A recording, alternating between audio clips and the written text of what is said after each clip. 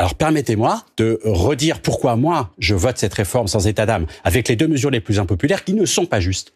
On demande aux gens de travailler de plus parce qu'on a besoin de faire rentrer de l'argent. Je suis en train de dire pourquoi je la voterai cette réforme et fondamentalement elle n'est pas juste parce que 2 ans de plus, personne n'en a envie, parce qu'il y a plein de gens qui ont des travaux, du travail qui est difficile. Et moi je salue quand même l'opération Vérité, parce qu'on nous sert sur un plateau depuis plusieurs semaines, c'est un texte de justice sociale, c'est un texte plus juste, et là quand même on a un député de la majorité qui vient de dire que c'est un texte qui n'est pas juste. Absolument pas, il faudrait savoir ce que veut le gouvernement.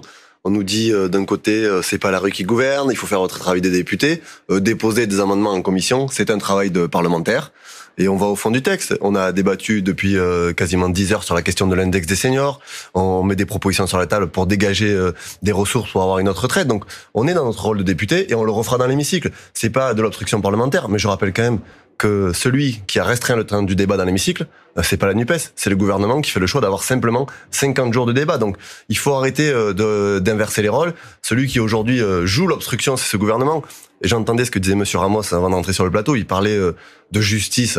Mais en vérité, c'est ça qui se passe aujourd'hui. Personne ne veut de cette réforme parce qu'il n'y a pas de justice. Et tout le monde a bien compris qu'ils vont être perdants au final. Donc on a eu une nouvelle démonstration de force hier, avec des millions de personnes dans la rue.